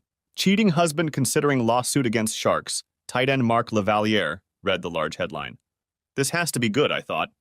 Audrey did an excellent job of retelling what I had told her the day before. I noticed that she'd avoided my name, saying I'd spoken to her on condition of anonymity. The man, who identified himself as the woman's husband, also provided a video that clearly shows a relationship between the woman, who he said was his wife, and Lavaliere, the article states. According to the husband, his wife's friends allegedly helped her escape with Lavaliere. Attempts to contact these people have so far been unsuccessful. Like all other players on the team, Lavaliere's contract with the team includes a very strict morals clause. Violation and non-compliance with this clause could result in litigation with the team. We reached out to team management and Lavaliere for comment. We received no response from the team, and Lavaliere simply said, "No comment," the article concluded. Satisfied, I closed the paper and sipped my coffee. My phone buzzed, and I looked up to find a message from Audrey. "Hope you read the paper this morning," the message read. I replied, "Yes, it is." "Great article." "Thanks," I wrote back. I received another message, "YVW, you're welcome." It was followed by another, "Expect a call very soon." TTFN. I thanked her again and put the phone back in my pocket. Sure enough, a few seconds later it buzzed. I looked and saw that I was getting a call from an unfamiliar number. I answered, wondering who it could be. "Jim Carlisle," I said. "Mr. Carlisle, this is Lisa Hawkins," said a friendly female voice. "I got your number from Audrey Tanis and wanted to call you. I hope I didn't catch you at a bad time." "There are no good times these days," I said. "But I'm glad you called, Miss Hawkins. What can I do for you?" "Well, more like what I can do for you," she said. "For starters, just call me Lisa." "Okay, Lisa," I said. "And please call me Jim." "Thank you, Jim," she said. "Audrey told me about you last night, and I wanted to contact you after you read her article." "I assume you've read it." "Yes," I said. "And I thought she did a pretty good job." "I thought so too," she said. "Look, Jim, I'd like to represent you if you don't mind. Is it true that you're considering legal action against Lavaliere and the team in addition to divorcing your wife?" "Yes, it is," I said. "Well, you're in luck," she said. "Not only is adultery a permissible ground for divorce in this state, but it's against the law, even though it's not enforced. And suits for alienation of affection are also allowed in this state. I think you have a very strong case. I understand you have children?" "Yes," I said. "Two, a boy and a girl." "Will you seek custody?" she asked. "Absolutely," I said. "It might be a little complicated, but we can certainly ask for it," she said. "Look, I'd like to start putting the case together today. I'd like you to bring everything you can regarding your finances and any evidence you have of their affair. Can you meet me in my office tomorrow morning, say 8 o'clock? "Yes," I said. "I can do that. What about the fee? Don't you need an advance or something?" "Usually, yes," she said. "But in any case, I'm willing to do it pro bono, for free, for you." "Thank you, but why would you want to do that?" I asked. "I'll tell you someday, just not now over the phone," she said. "Okay," I said. "One last thing, Jim," she said. "What's that?" I asked. "After this morning's article, you'll probably hear from the Sharks legal team," she said. "Don't give in to them." "Absolutely not. Just tell them they can expect a call from your lawyer." "Can you do that?" "Of course," I said. "All right," she said. "And don't do anything stupid." I chuckled. "I won't, I promise," I told her. We said goodbye and ended the conversation. Looking at the time, I decided to go to the kids. I went back upstairs and put on a clean pair of jeans and a shirt. When I got back, someone was banging on the door. I looked through the peephole and saw two well-dressed men in dark suits. Probably from the Sharks, I thought, remembering Lisa's warning. I opened the door. "Yes, what can I do for you?" I asked calmly. "Mr. Carlisle's," said one of the men. My name is Roger Billings, and this is Jack Dunstan. We're from the Sharks. Can we come inside and talk for a few minutes? Suddenly, I recognized Dunstan from pictures I'd seen in newspapers and on TV. He was the owner of the Sharks. I figured Roger was probably a lawyer. I opened the door and invited them inside. Please come in, I said. May I offer you something to drink? No, but thanks anyway, Jack said. We won't take up much of your time. We're only here to discuss your problem with Mark Lavaliere. Graduation? I asked. You mean he ruined my marriage and my family? Is that the issue you're talking about? Well, yeah, Jack said, clearly confused by my words. He turned to Roger. Show him the proposal, and let's get this over with, please. Roger opened his briefcase and pulled out an envelope and a folder. He handed me the envelope and indicated that I should open it. I opened it, and as I looked inside, I was shocked. I could feel my face turning red as I looked at the two men. Is everything all right, Mr. Carlyle? Asked Jack. You've got to be kidding me, I said. Is there a problem, Mr. Carlyle? Asked Roger. Everything seems to be in order. $1,000? I asked. You're offering me $1,000 for what that asshole did to me and my family? That's not an offer, that's a goddamn insult. Wait a minute, Mr. Carlyle, Jack said. That doesn't include lifetime season passes and anything else you want from our gift store. That costs a lot of money. I almost laughed out loud. And this is in exchange for what? I asked. Roger opened the folder and showed me the unsigned document. According to this document, we ask that you not file a lawsuit against the team or Mr. Lavaliere, he said. I looked at the document and couldn't believe what I read. And you won't do anything to Lavaliere? I asked. What about the morals clause in his contract? Roger shrugged. Listen, Mr. Carlyle, Jack said. Boys will be boys. Mr. Lavaliere is a respected member of the team with a very high standing in the community. All we're asking you to do is reconsider the decision to prosecute. We don't want anyone's reputation tarnished. Surely you can understand that. As far as I'm concerned, Lavaliere ruined my marriage, I said. And he's already ruined my reputation. Articles and pictures of him with my wife have already circulated. What about my two children? How are you going to make up for the loss of their mother and family? Do you think season tickets and flashy clothes will make up for it? What do you want us to do? Asked Jack condescendingly. Oh, I don't know. Maybe you can entertain my wife or turn back the clock to Thursday and keep asshole from meeting her for the first time, I said wryly. Better yet, why don't you kick some balls around the soccer field a few times? Live on the air. Hell, I'd even pay to watch that. Both men looked at me, shocked. We can't do any of that, Mr. Carlyle, said Roger. Perhaps you'd like to make a counteroffer? You will listen to my attorney. This meeting is over. Please leave. They looked at each other, then stood up. Jack held out his hand to shake mine, but I didn't take it. They nodded their heads and walked out the door. After they left, I called Lisa to let her know what had happened, then called my parents and went over to their house to spend some time with the kids. Emma was still shocked to see Linda kissing another man. I talked to the parents for a while and decided to take the kids to Chuck E. Cheese's and then pick up their stuff. We had a good time, and for a couple hours they were kids again, laughing and playing. Unfortunately, all good things come to an end sometime, and this occasion was no exception. They grumbled a bit but joined me as we walked to the car.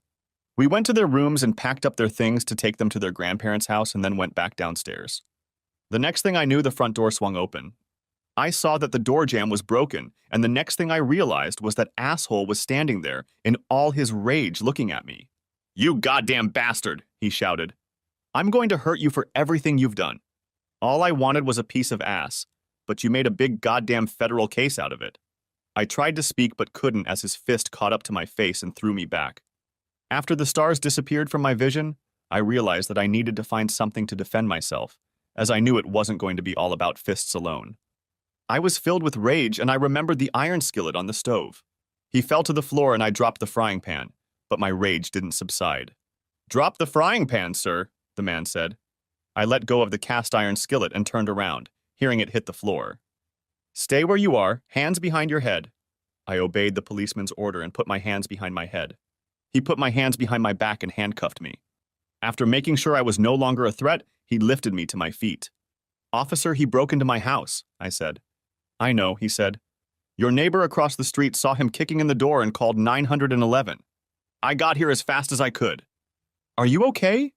Damn, was I really that fast? I asked myself. My face hurts like hell, I said. He looked at me and nodded his head. Yeah, you're going to have a bruise, that's for sure, he said. He walked over to Emma and examined her.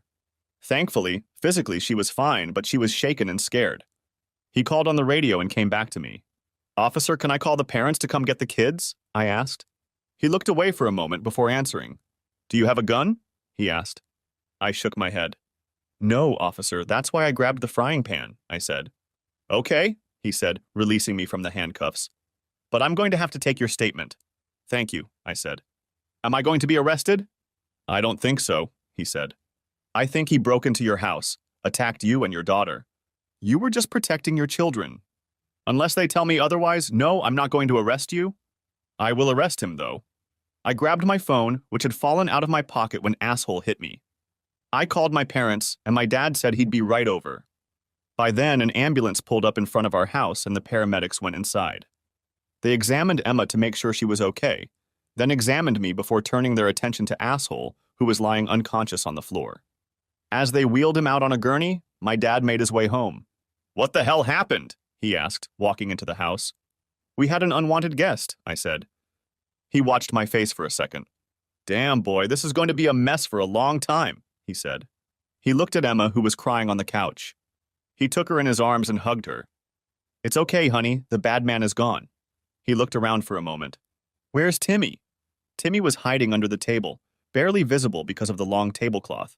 We saw him peeking out from under the table. "It's all right, son," I said. "You can come out now." He crawled out from under the table and came toward us. My father looked at the policeman. "Can we leave?" he asked. The policeman nodded his head. "Yes, that's all right," he said. "I'll need to have a little talk with your son, but you don't have to be here." "Thank you," he said. He gathered up the kids and their things, then turned back to me. "Come back when they're done, okay?" "I will, Daddy, thank you," I said. I hugged the kids and kissed them goodbye, telling them I'd be there soon. After they left, the policeman and I sat on the couch while he wrote down my statement. I couldn't believe it had all happened so quickly. "Good thing your neighbor across the street called in time," the cop said. I was only a couple blocks away when I got the call. "I've been following this Lavalier story. Was that your wife he was seen with?" I nodded my head. "Yes," I said. "I'm sorry to hear that," he said. "Feel free to call if you need someone to talk to," he added, handing me a card with the counselor's name and number on it. "Thank you, officer, I appreciate it," I said. He left after shaking my hand, and I was left standing in the front room looking at the remains of my front door. Fred, the neighbor who had called the police, came over and examined the door as well. "Are you all right, Jim?" he asked. "I do now," I said. "I appreciate you calling the police." "No problem." I saw him kick in the door and happened to be out front with a lawnmower. "What did you do with this guy?" "Cleaned my watch with a frying pan, if you can believe it," I said. He laughed. "Remind me never to piss you off," he said. "Just curious, why did he kick in your door?" "It wasn't locked or anything, was it?" "No, it wasn't," I said. "And the security screen wasn't even locked. All he had to do was turn the doorknob." "Apparently he was too angry to try." "Well, I think we can still close the door, but the jam's completely disintegrated," he said. "I guess we'll have to screw it down until you can replace it. I'll get a drill and screws and help you if you want." "That would be great, Fred," I said. "Thanks. I'll go get my drill." With Fred's help, we managed to close the door, but I had to bolt it because asshole had done damage to it when he kicked it with his foot. Luckily, the deadbolt wasn't locked at that point, and I was able to use it. "That'll do it," he said. "Let me know when you get a replacement, and I'll help you put it in." "Thanks again," I said. Just one more thing my wife's cheating managed to ruin, I thought to myself. I quickly made 2 calls, one to Lisa and one to Audrey. Lisa wasn't very happy that I had mopped the floor with Zasrans with a frying pan, but she was glad it was all over, and even happier that I wasn't in jail and the kids were relatively okay. She was, however, amused by the fact that Lavalier was in the hospital and would be arrested. Audrey told me she heard the call on the police scanner and had already talked to the reporter who covers police calls. "You know I can't remain anonymous anymore," she said. "It's all going to be in the police report." "I know," I told her. We talked some more and she told me to stay tuned. "Everyone will be talking about it now," she said. After we finished talking, I went upstairs and showered again. When I looked in the mirror, my eye was already black and blue. I decided I needed to make another call and dialed my boss's number.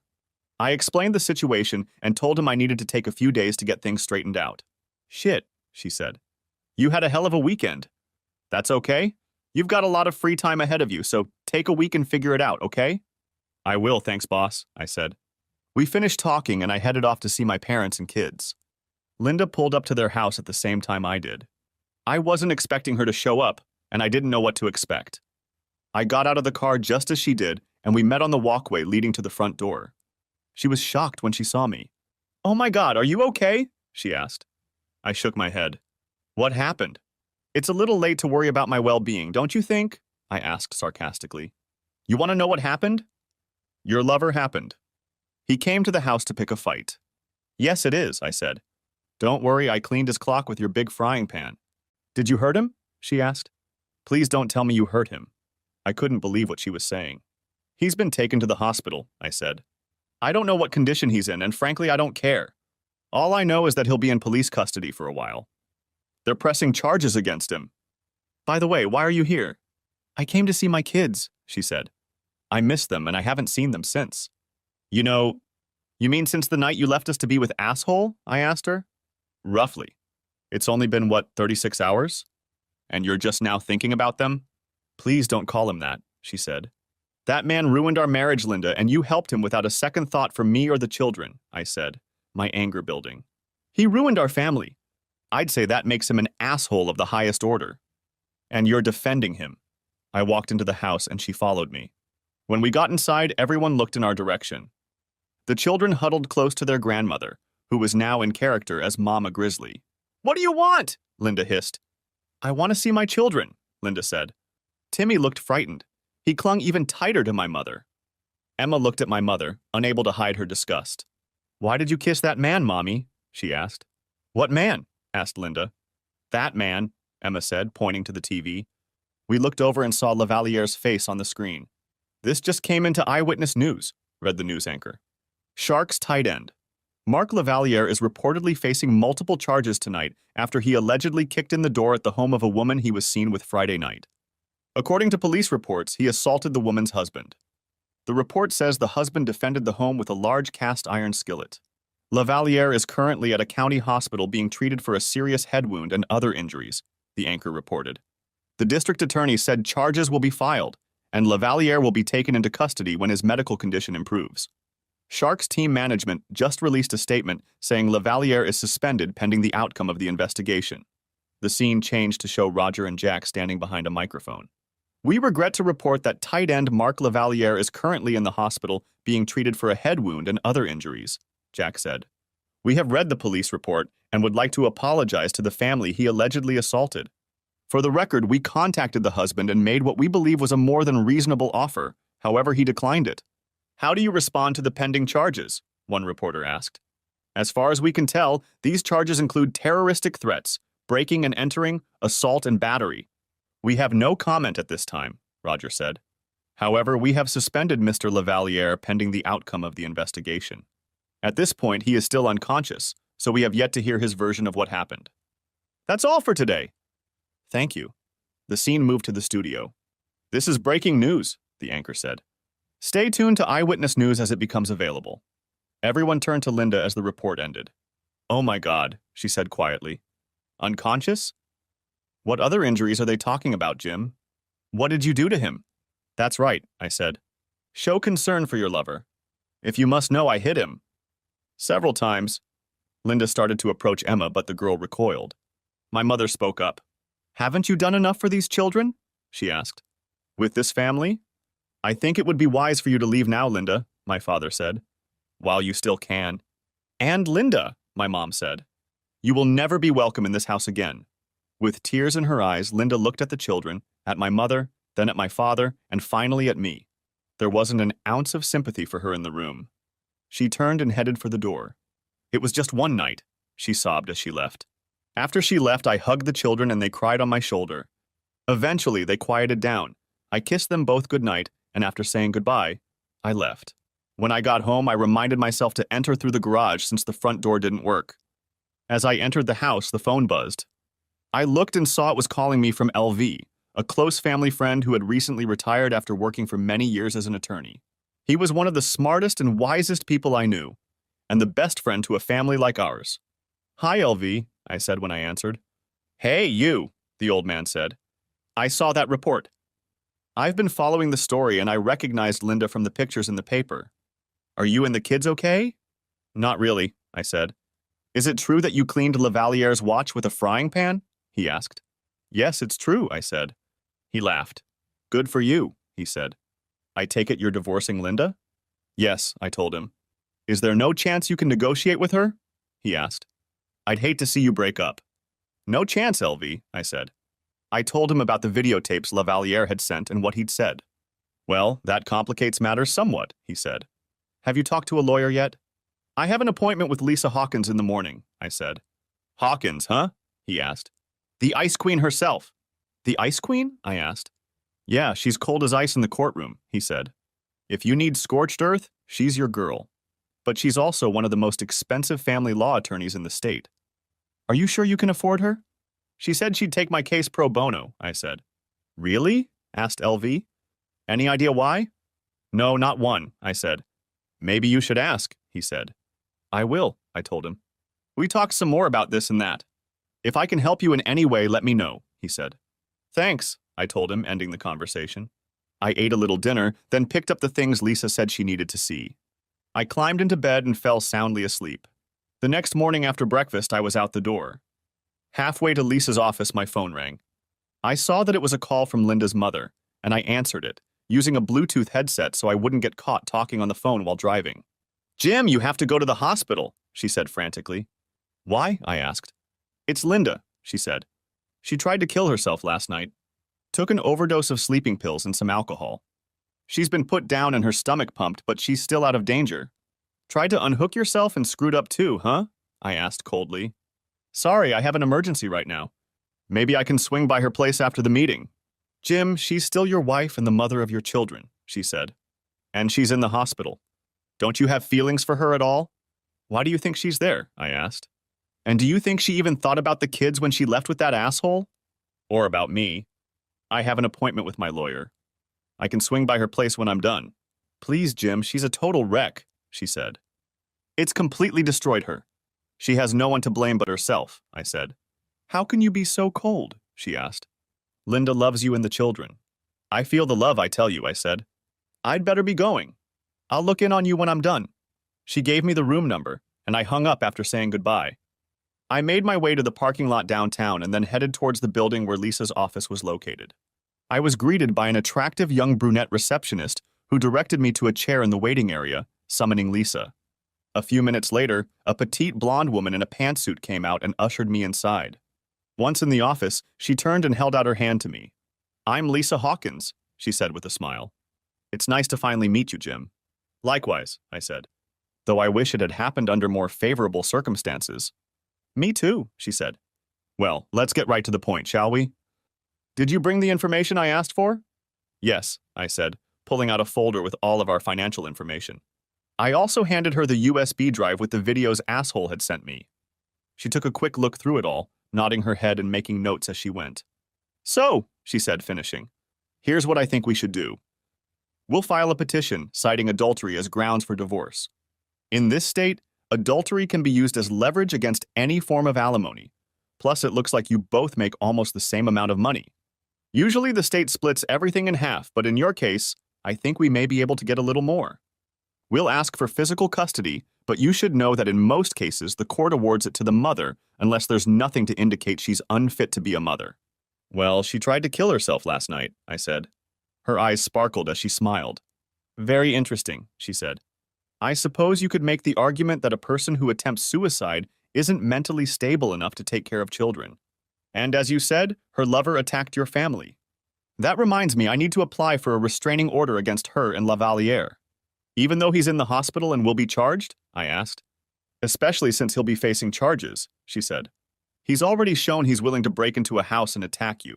I would say that makes him dangerous. And I think the court would agree with that. Just because he's been charged doesn't mean the court won't let him out on bail or on his own recognizance. By the way, do you have a gun? I shook my head. No, I don't, I said. That's why I used a frying pan. She laughed. Okay, she said. Remind me never to piss you off, at least not in the kitchen. By the way, where are your kids now? They're at my parents' house, I said. Okay, we'll include them and their house in the restraining order, she said. Then she pulled out another packet of documents. I've also started working on a lawsuit against Lavaliere and the team, she said. You should know that usually alienation of affection lawsuits don't go very far. However, I think your case will be helped by the videos he sent you and the allegations stemming from his assault on you, your home, and your daughter.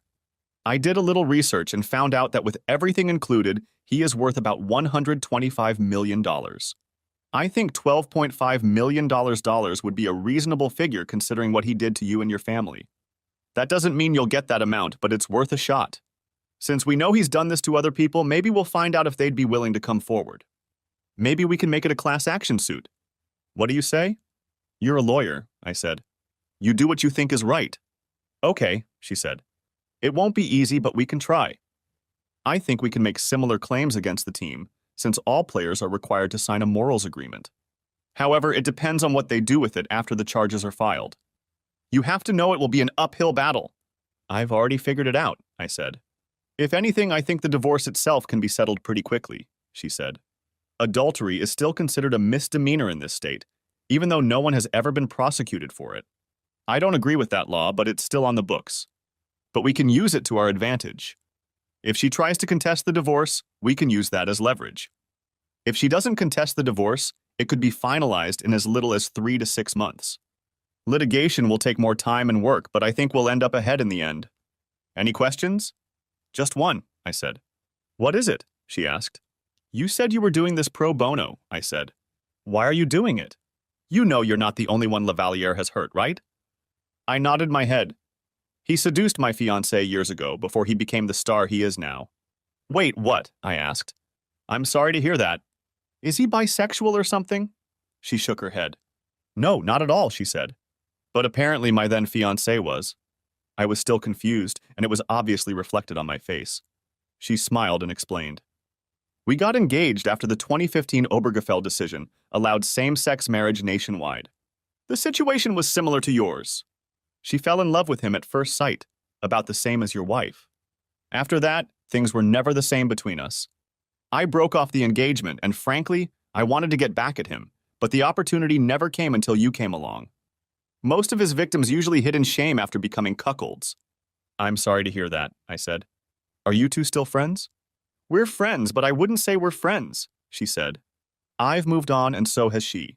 She stopped and gave me a serious look before continuing. Does my lifestyle bother you? She asked. I shook my head. Not at all, I said, making her smile. Good, she said. I'm glad to hear you say that. So you and Audrey Tanis are together? I asked. She laughed and shook her head. We're good friends, but nothing more than that, she said.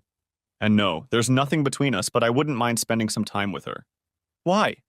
Have you thought about sleeping with her? She likes you, you know. I've never known her to take the story personally. That's the last thing on my mind right now, I said. These days, my kids are the most important thing in my life. That's the way it should be, she said. They need their father now more than ever. Look, let me get started on all this, and I'll have the divorce papers ready in a day or two. If your wife is still in the hospital, maybe we can file it there. I'd like to attend her funeral if possible, I said. I think we can arrange that, she said. She stood up, signaling that the meeting was over. I'll be in touch. Be careful, okay? I stood up and we shook hands once more. Leaving her office, I headed to the hospital to check on Linda's condition. I parked the car and headed inside. When I entered her room, her mother was talking to the doctor. I looked over and saw that Linda was hooked up to tubes running through her arms into a ventilator. She looked like hell. Oh, it's good you're finally here, her mother said. They've put her on a suicide watch and are going to run tests on her. They're worried she might have brain damage since she's been unconscious for so long. I mean, she almost died. What's wrong? I asked. After she came back from seeing you and the kids, she went upstairs. I heard her crying, so I went to check on her, she said. I held her in my arms for a long time and I thought she was fine, so I gave her a nightcap to calm her down. When I checked on her early in the morning, I saw an open vial of sleeping pills next to her glass, which was empty. Her face was blue and I thought she was already dead. I called 911 and they brought her in. They pumped her stomach and gave her something against pills, but she's not in the best condition. As soon as the doctor says her condition is stable, a psychologist will come in with her. Maybe they'll keep her in the psychiatric ward for a while. I don't know. How long will she be here? I asked. A few days, she said. I called her work and they put her on sick leave. Why? Are you going to serve her divorce papers here at the hospital? If she's here, yes, I said. How could you? She asked. It would kill her. She's already devastated enough as it is. Heavy shit, I said. She looked at me, shocked. Jim Carlyle, how can you be so cold and cruel? She asked. I looked at her for a moment before I spoke. I can be as cold and cruel as it takes, I said. She knew what she was doing when she left me, but she didn't care. Now she's going to have to pay for what she did to our family. I looked at Linda and saw a tear run down her cheek. I shook my head and left the room. When I got home, I did my best not to think about Linda.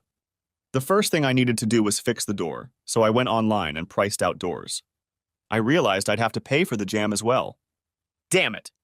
I took measurements and ordered a new door online. I also ordered new door locks. The website said my order would be delivered the next day, so I went to my neighbor Fred, who said he would help me hang the new door when it was delivered. The next 2 days were pretty much the same. I got up, ate, watched the news, then did chores around the house. When the door arrived, Fred and I hung it, and I replaced the door locks. Then I spent some time with my children. My parents were kind enough to drive them to school or daycare and pick them back up, but I wanted to see them as often as possible. It was hard to make them realize that their mother wouldn't be around as often as she used to. Emma was still afraid of adults, especially men, and I spent as much time with her as possible. Damn Linda for doing that, I thought. The day came when Linda was to be served with the divorce papers, and Lisa called me to let me know when the bailiff would show up. She advised me not to say anything until the papers were served. I gave her the room number and headed for the exit. I met the bailiff at the door and saw Linda's mother standing there, wiping tears from her face. Please don't do this to her, she begged. Not like this. I shook my head and went into the room with the bailiff. Linda was off the ventilator and lying in her bed, tears streaming down her cheek. The bailiff approached her. Linda Carlyle? He asked. It's me, she said quietly. He held out a manila envelope to her. You have been served with a summons, he said. In addition to the divorce papers, you will also learn that a restraining order has been issued against you and Mr. Lavaliere. You are both ordered to stay at least 500 feet away from your husband, your children, your husband's residence, and the residence of his parents. This includes your husband's place of employment. Failure to comply with this order will subject you to arrest and imprisonment. Do you understand? She nodded her head and turned to me. Can't we forget about it? She asked. It was just one night. One night is one night too many, Linda, I said. Emma still hasn't recovered from what your lover did to her. It never would have happened if you hadn't done what you did. Sign the papers, Linda. But I don't want a divorce, she said. What if I decide to fight it? Then I will have no choice but to formally charge you with adultery, I said. Adultery? She asked. Yeah, my lawyer says adultery is a misdemeanor in this state, I said. No one's ever been prosecuted for it yet, but there's always a first time. Just sign the papers and be done with it. If you look, you'll see that we're asking for half of what we already have in the bank. You'll also see that I'm asking for guardianship since you don't seem to be able to take care of yourself. Once the doctor says you are fine, I will allow you to see the children if they want to see you. Right now they don't. We're asking for a minimum amount of child support, but no more than that. You get what's yours, I get the house and what's mine. Under the circumstances, I think I'm being more than fair. Can I at least look at them before I sign? She asked. Of course, I said. She read the papers, tears streaming down her cheeks. After a few minutes, she sighed and asked for a pen. The process server held one out to her and watched her sign the papers. He signed as a witness and took them from her. I'll give them to Miss Hawkins, he said. Have a good day. As he left the room, Linda looked at me, hot tears streaming down her face. Is there no way we can forget about this? She pleaded. I didn't intend to hurt you. It just happened. Actually, you wanted to hurt me, I said. You wasted no time leaving with Asshole when he picked you up at that club. As soon as you saw him, he grabbed you. You didn't even bat an eye at me. There's no way I can forget what you did. Ever. She started crying even harder. I'm sorry, Jim, she said. Will you ever be able to forgive me? I shook my head. No, I said. I don't forgive you, at least not now. Maybe in a few years, but not now. God knows I'll never be able to forget what you did. I'm so sorry, she cried. Normally, I would have reached out to her to comfort her, but at that moment I felt nothing for her. It was as if she were a stranger on the street, one of thousands of others I could pass by in a day without even glancing at them. Yeah, I said quietly. Me too. I turned and walked out of the room and out of her life. Epilogue. The next few months were difficult for all of us. The children and I were learning to get along without Linda and getting into a routine. I learned everything that Linda used to do, mostly by trial and error. Being Mr. Mom was not easy, but I managed with some help from Mom. After a while, the children didn't miss their mother so much anymore. Emma went to counseling and it helped a lot. Linda, by the way, tried to commit suicide 2 more times and was saved again by her mother. After the 3rd time, she was declared incompetent and placed in a long-term psychiatric facility run by the state. I hear that she spends most of her day in an almost catatonic state, not talking to anyone.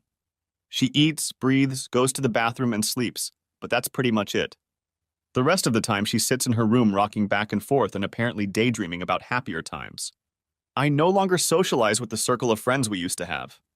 Dee exploded when she was handed the papers. Of course, I didn't get a dime from her, nor did I expect to.